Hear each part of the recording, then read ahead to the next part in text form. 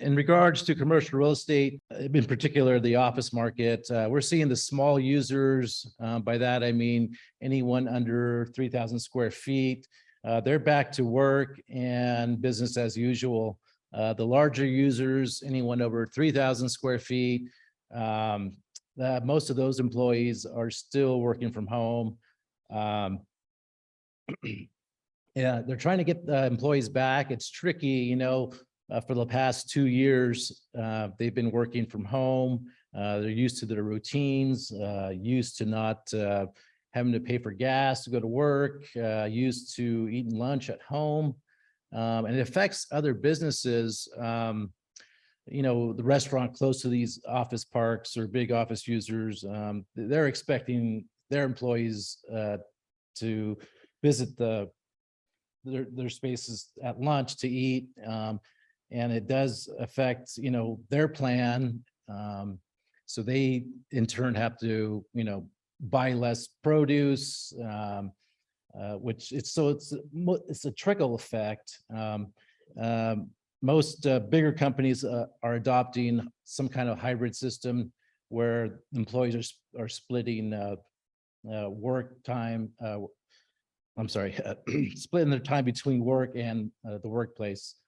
So in some fashion, we're trying to get, I get it. They don't want to lose a good employee, but at the same time, you lose team building and the synergy when you're all under the same roof.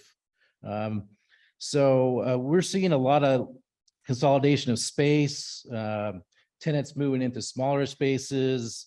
We're having to chop up some of the bigger units to get those leased out.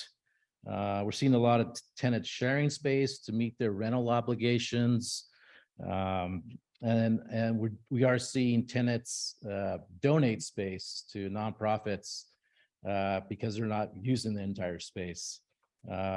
So the question becomes, what could these big office users do to attract employees back to work? A new trend that's coming are saying that to make the office feel more like home, plush carpeting, comfortable seating, comfortable couching, warm lighting, curtains, a lot of indoor plants, outdoor seating if it applies.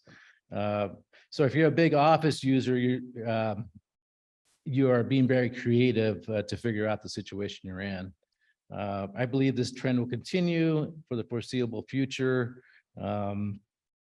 You'll also see some of these bigger spaces hit the market. The landlords, owners have been carrying these spaces for the last couple of years, and they don't want to get stuck holding the bag. So either they've lost their tenants, or they're getting reduced rent to keep the tenant in the space. Big office space is not as attractive as it used to be, except if you're an office user, meaning you use the space, but you also own it. According to MLS, over the past, as of yesterday, there was 327,000 square feet of office space in San Luis Obispo, which is down from 500,000 square feet earlier this year. So that's a good trend. I think that will continue as more employees come back to work. Some of the other sectors I wanted to touch by real quick. The retail sector is still chugging along. People are opening businesses, but they're being more thorough. The process is taking longer. The permit process is taking longer just because people are still working from home. We are seeing some projects developed. The San Luis Ranch has a big commercial center coming.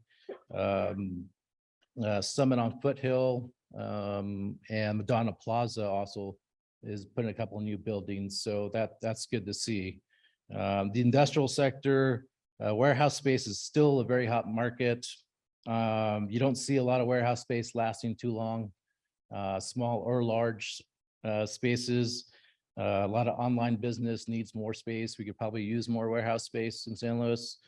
In North County, they're building large facilities for wine storage, and I think that trend will continue. So that's a quick summary of commercial real estate in San Luis. If anyone has any certain situation they want to talk about or get ideas on, please track me down or give me a call. Thank you so much.